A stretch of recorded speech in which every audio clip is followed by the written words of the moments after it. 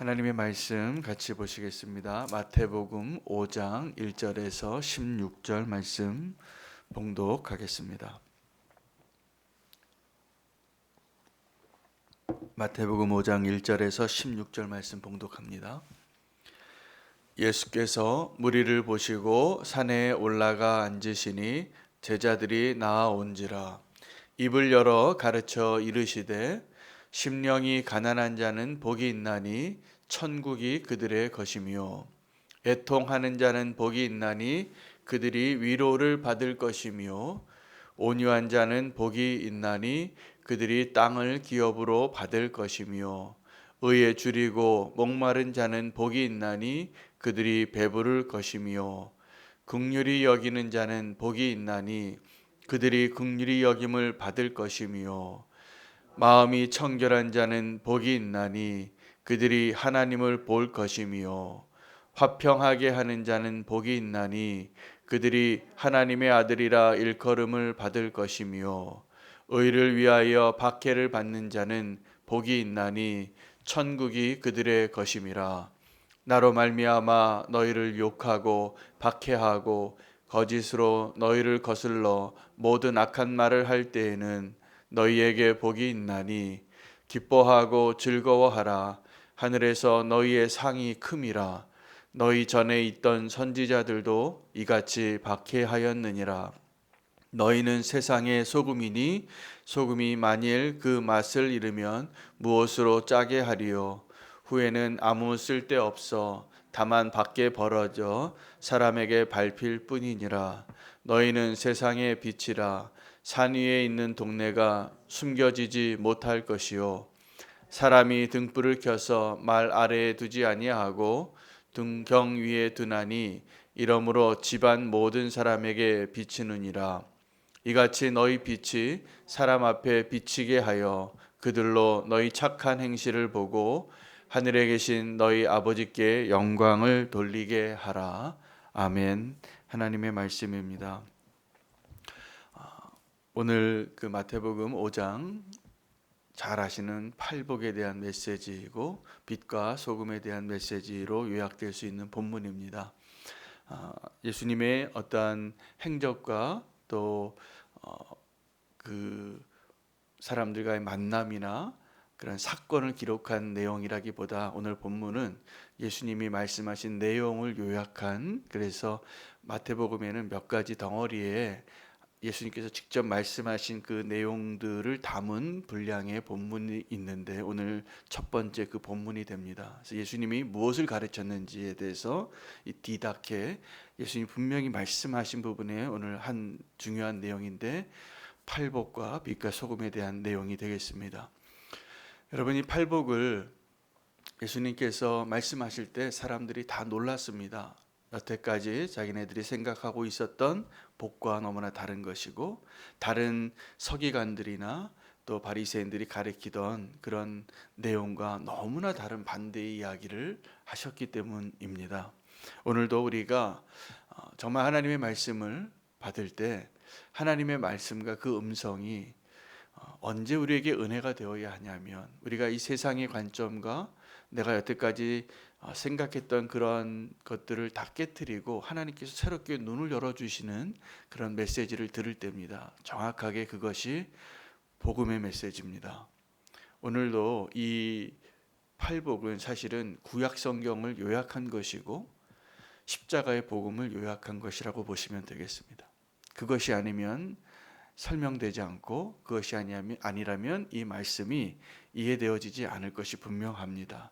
우리는 다 복을 원합니다. 그래서 여러분, 성경의 복에 대해서 가장 먼저 소개되어지고 있는 본문은 아브라함의 이야기입니다. 아브라함과 언약하실 때 하나님은 아브라함에게 내가 복의 근원이 되리라 라고 약속하시고 너로 인하여 많은 사람들이 복을 받게 되는데 너를 축복하는 자를 내가 축복하고 너를 저주하는 자를 내가 저주하리니 너는 복의 근원이 될지라. 이것이 하나님과 아브라함과의 언약입니다. 그 약속을 맺으셨는데 구약 성경을 요약을 하면 모세의 율법을 요약을 하면 두 가지로 예수님께서 그리고 그 의로운 청년이, 선한 청년이 잘 요약을 했습니다. 뭐죠? 하나님을 사랑하라, 내 이웃을 사랑하라. 오늘 팔복도 그렇게 두 가지 파트로 나누어지게 됩니다.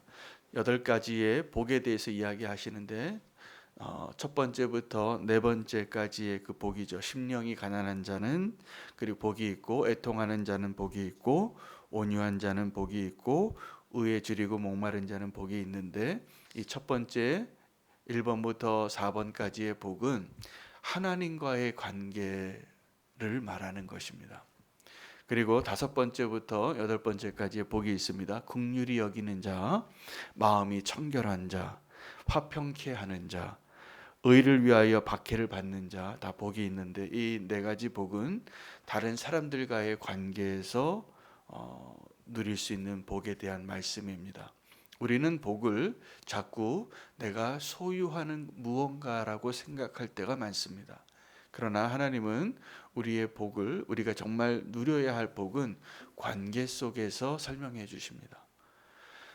아브라함과의 언약도 하나님께서 하나님과의 관계가 온전해지는 그 언약의 시작이 됐기 때문에 너로 인하여 너를 축복하는 자를 내가 축복하고 너를 저주하는 자를 내가 저주하겠다는 거예요. 그래서 복이라는 것은 하나님과의 나의 관계가 온전하여지고, 그리고 다른 사람에게 그 관계를 확대해 나가는 것이 복인 것입니다. 여러분, 우리가 복을 가장 크게 착각하는 게 부자가 되는 겁니다. 근데 오늘 본문에 예수님께서 요약하시고 다시 새롭게 도전하시고 우리에게 눈을 열어주시는 그 복에는 정반대의 것만 이야기하고 있습니다.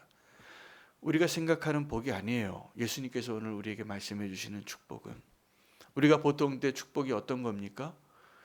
부자 되고 건강하고 성공하고 높아지고, 그렇게 되는 사람을 부러워하고, 그렇게 사는 사람을 축복받은 사람이라고 생각하고, 세상 사람들은 다 그렇게 이야기할 때 너희는 그러지 말라는 말씀이에요. 여러분, 우리의 축복은, 만약에 우리가 그 축복을 받을 준비가 되어져 있지 않는데, 우리가 원하는, 그래서 우리가 소유하고 싶은, 우리가 얻고 싶고 갈망하는 그러한 것들을 얻게 될 때 그것은 축복이 아니라 저주가 될 겁니다. 그것이 우리의 삶을 망칠 것입니다. 우리는 정말 하나님이 우리에게 주시고자 하는 그 축복에 대한 눈이 열려야 되는데, 그것은 먼저 하나님과의 관계가 온전히 회복되어질 때입니다. 하나님과의 관계가 먼저 회복되어지는 것이 우리의 축복의 시작이에요. 그리고 그 하나님과의 관계가 회복되어진 그 존재로서 내가 누군가를 사랑할 수 있고, 누군가를 용서할 수 있고, 이 세상을 거슬러 승리하는 믿음의 삶이 가능하다는 이야기를 해주시는 거예요. 그래서 오늘 이 팔복의 말씀과 함께 이어지는 본문, 소금과 빛에 대한 이야기를 하는데, 소금이 그 맛을 잃으면 아무 쓸모가 없는 겁니다. 그래서 사람들의 발에 짓밟히는 그냥 흙덩어리 같이 되는 거예요. 그 맛을 잃어버렸기 때문에 아무런 가치가 없습니다. 여러분, 그 소금의 맛을 언제 우리가 유지할 수 있습니까? 하나님과의 관계가 온전할 때예요. 여러분, 빛이 등불이 있는데 불이 켜지지 않은 그 등불은 어둠 가운데 쓸모가 없는 것입니다. 이 세상은 어둡습니다. 그런데 우리가 이 땅의 성도로 사는 이유는 어두운 세상에 빛을 발할 수 있는 유일한 존재이기 때문입니다. 그런데 그 빛이 뭐라고 얘기하냐면 너희가 이 세상에서 행하는 착한 행실이라는 거예요.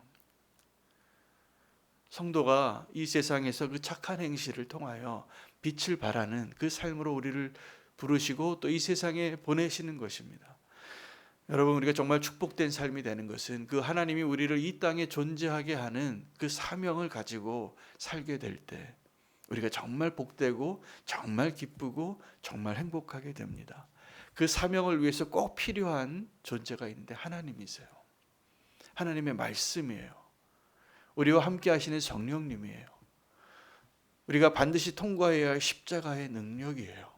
그것이 없이는 우리가 세상에 사는 성도들과 무엇이 다릅니까?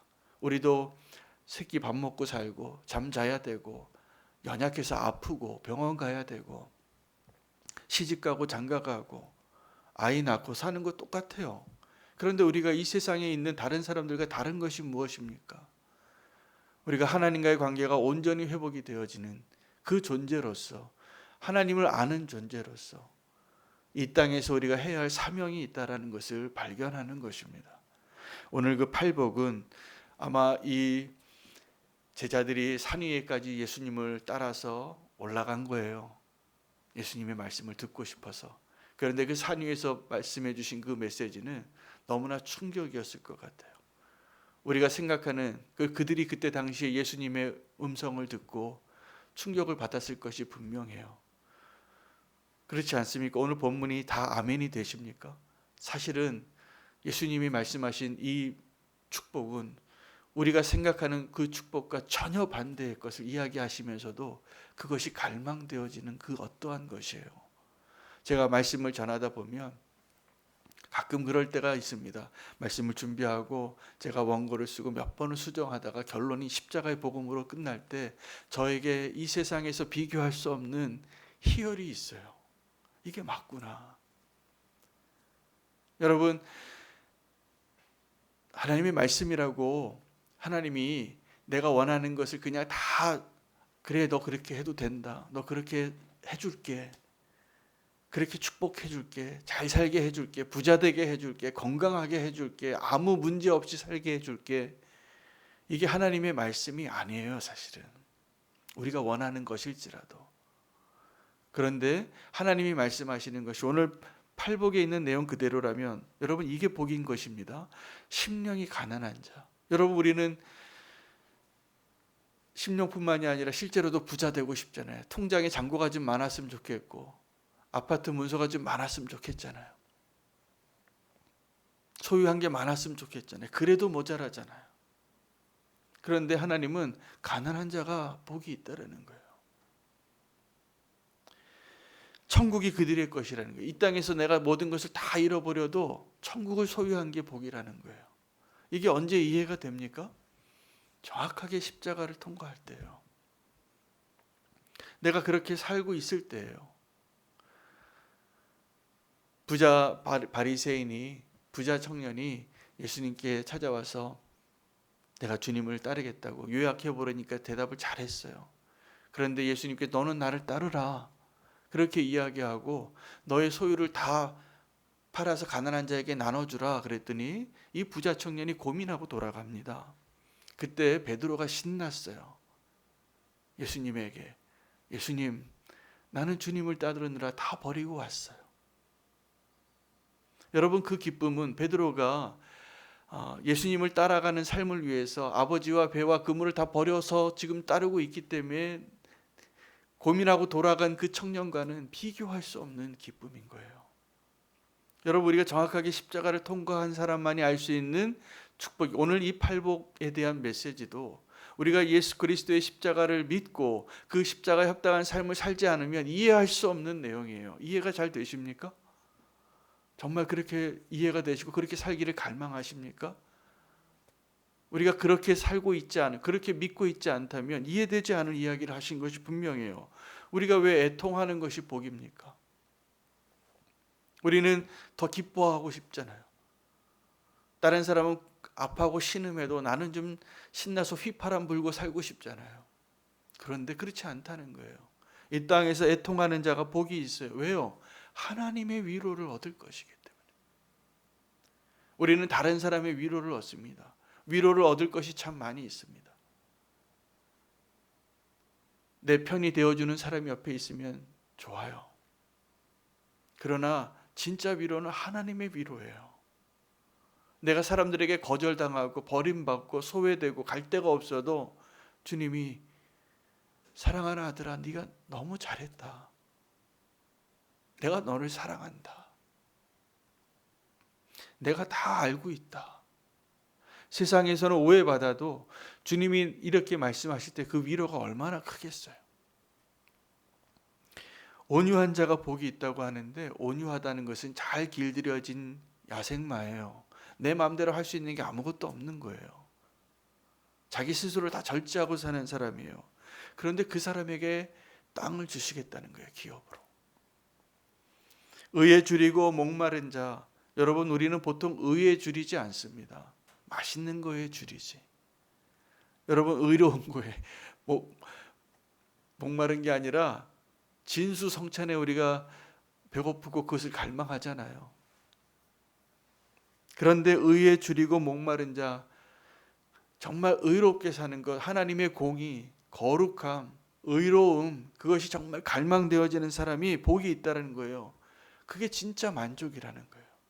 여러분 아무리 맛있는 걸 먹어도 또 배고프잖아요. 근데 정말 하나님의 나라의 의를 갈망해서 그것을 얻고 내가 그러한 삶을 사는 존재가 되었을 때 내가 하나님 보시기에 그런 거룩한 자로 살고 있고 이 세상은 다 타락하고 다 하나님을 떠나고 있을 때 내가 하나님께로 나아가는 그 발걸음을 뚜벅뚜벅 가고 있다는 것이 느껴질 때, 내가 하나님과 함께하는 것이 느껴질 때 그 만족은 비교할 수 없는 거잖아요. 이게 축복이라는 거예요. 그 하나님과의 관계가 이렇게 온전해지면 세상 사람들과의 관계도 다 달라집니다. 긍휼히 여기는 자가 되는 거예요. 내가 누군데 은혜를 베푸는 자가 되겠어요. 그런데 내가 긍휼히 여기는 자가 되는 거예요. 그 사람이 왜 복이 있냐면 다른 사람에게도 긍휼히 여김을 받을 거라는 거예요. 하나님에게도 긍휼히 여김을 받고 마음이 청결한 자는 복이 있어요. 여러분 우리가 마음이 청결해지려면 내 안에 더러운 내 육신의 소욕과 정욕들을 다 청소하셔야 돼요. 예수 그리스도의 보혈로 다 덮여져야 돼요. 그것이 복이에요. 그 마음이 청결한 자는 하나님을 보게 되는 거예요. 화평케 하는 자는 복이 있습니다. 저는 요즘 저와 여러분이 살고 있는 이 시대가 너무나 안타까워요. 자꾸 화평케 하는 일보다는 편가르기 시작하고 싸우고 원수가 많아져요. 왜요? 내가 살기 위해서. 편가르기 정도는 아무것도 아니에요. 여러분 이간질하는 사람들이 있습니다. 내가 살기 위해서 자꾸 원수를 만들어요. 내가 원하는 걸 얻기 위해서 자꾸 편가르기를 해요. 이 사람한테 한 얘기하고 저 사람한테 한 얘기가 달라요. 거짓말을 막 해요. 없던 얘기를 있었던 것 같이 얘기해요. 우리의 화평을 깨트리는 것을 우리는 때로는 너무나 좋아해요. 그러나 화평케 하는 자는 복이 있습니다. 그들이 하나님의 아들이라 일컬음을 얻게 된다는 거예요. 마지막이 더 이해가 안 됩니다. 의를 위하여 박해를 받는 자는 복이 있나니, 여러분 우리가 왜 박해받는 것을 복이라고 말할 수 있습니까? 그것이 하나님의 나라를 위한 것이고 그것이 의로운 것을 위한 박해이기 때문이에요. 내가 죄 짓고 받는 박해를 박해라고 말하면 안 됩니다. 내가 죄를 지었는데 그 죄값을 치르는 걸 보고 박해를 받는다고 착각하면 안 돼요. 내가 잘못한 건 회개해야죠. 그러나 내가 의롭게 살기 위하여 의로움 때문에 받는 박해는 복인 거예요. 놀라운 복이에요. 천국이 그들의 것임이라는. 그리고 더 부연 설명을 합니다. 11절 12절에 보면 의를 위하여 박해를 받는 자에 대해서는 조금 더 설명을 해주세요. 나로 말미암아 너희를 욕하고 박해하고 거짓으로 너희를 거슬러 모든 악한 말을 할 때에는 너희에게 복이 있나니 기뻐하라는 거예요. 기뻐하고 즐거워하라. 하늘에서 너희의 상이 큼이라. 너희 전에 있던 선지자들도 다 이같이 박해하였느니라. 여러분 우리가 믿음 생활을 하면서 너무 잘 되는 거를 축복이라고 생각하지 마시고 경고라고 여겨야 돼요. 내가 정말 믿음의 삶을 살면서 고난이 있고 눈물로 기도할 수밖에 없는 시간이 있고 처절하게 주님 앞에 나와서 간절하게 부르짖을 수밖에 없는 시간이 없다면 위험한 거예요. 사실은 잘 살고 있는 게 아니에요. 우리가 하나님 앞에 핍박을 받고 의를 위하여 핍박을 받고 있는지, 저는 제가 처음 예수님 믿었을 때 그런 생각을 한 적이 있어요. 제가 살고 있는 시대가 너무 편안하고 안락한 거예요. 그래서 저는 그때 어린 마음에 이런 생각을 해본 적이 있어요. 내가 만약에 일제치하 때의 그리스도인이거나 6.25 전쟁 때의 그리스도인이거나 그랬으면 나는 어땠을까? 제가 첫사랑의 시간을 보낼 때 솔직히 말하면 지금 그때 당시에 제가 살고 있었던 이 시대의 편안함과 안락함이 두려웠어요. 이거 아닌데. 그때 그런 고난의 삶을 살았던, 순교의 삶을 살았던 그 시대가 부러웠었던 적이 있어요. 여러분, 우리가 좀 편안해지고 안락해지고 아무 문제 없는 것만을 원하는 것이 우리의 기도 제목이 되어지고 두려워해야 합니다. 오늘 예수님의 말씀대로라면 우리가 뭔가 잘못되어 있는 거거든요. 천국의 상이 아무것도 없는 거거든요.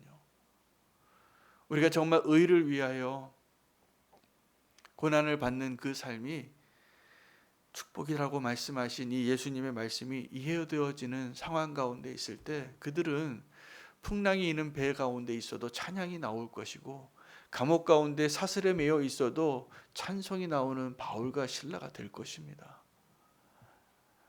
그런데 우리는 그걸 잃어버렸어요. 너무나 편안한데 뭔가 만족이 안 돼요. 우리가 이 세상의 복을 너무나 쫓고 살기 때문일 것입니다. 그래서 우리는 이제 하나님 예수님의 말씀대로 이제는 더 이상 안락하고 더 커지고 더 힘이 세지고 더 멋있어지는 것에 대한 것으로 우리의 소망을 두지 마시기를 축복합니다. 의를 위하여 우리가 조금 더 고된 길을 가고 좁은 길을 가고 험한 길을 가도 내가 이것이 주님을 위한 길이기 때문에 얻는 축복이다. 우리가 그러한 열매들이, 증거들이 우리의 삶 가운데 있어야 돼요. 우리가 지금 살고 있는 이 상황에도 그래야지 복인 거예요. 아니면 우리는 십자가를 액세서리로 달고 다니는 그리스도인에 불과합니다. 오늘 이 본문은 분명하게 예수님께서 십자가에 달리시기 전이지만 이 복이 이해되어지려면 십자가를 통과한 사람이어야 해요. 이 마태복음은 예수님이 십자가에 돌아가신 이후에 기록되어진 글인 것을 아셔야 됩니다. 저는 이 마태복음에 예수님의 가르침을 기록했던 마태가 십자가를 보고 나서 이 말씀을 감격과 소망과 두려운 손떨림으로 감격의 그 마음으로 기록했을 것이 분명히 느껴져요. 그렇게 저는 분명히 생각해요. 이것은 십자가를 통과하지 않으면 이해할 수 없는 본문이에요. 그전에는 그렇게 그냥 들었을 텐데 우리가 십자가를 통과하면 이 마태복음의 팔복 산상수훈이 정말 축복이 되고 이것이 나의 것이 될 것이라 믿습니다. 오늘 저와 여러분에게 그러한 은혜가 있기를 원합니다.